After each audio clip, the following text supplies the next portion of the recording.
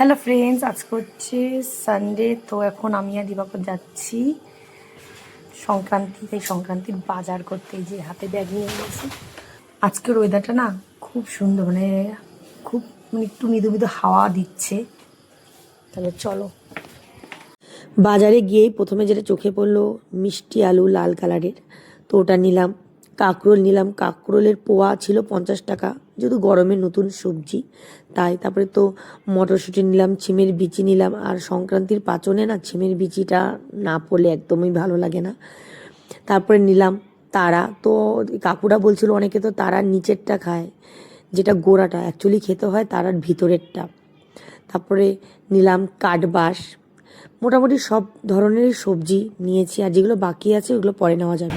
আমাদের বাজার করা কমপ্লিট হয়ে গেল, আর যদি কিছু বাকি থাকে তাহলে কালকে কেনা যাবে। আর কুমোর ডোগা ওগুলো নিইনি, কারণ আজকে নিলে ওগুলো একদম ছোটা হয়ে যাবে, তাই কালকে নেবো ওগুলা। আজকে বাইরে প্রচন্ড হাওয়া, দেখতেই পাচ্ছ আমার চুলগুলো যে উড়ছে, আর ঠান্ডাও লাগছে। এখন মা সবজিগুলো বের করছে।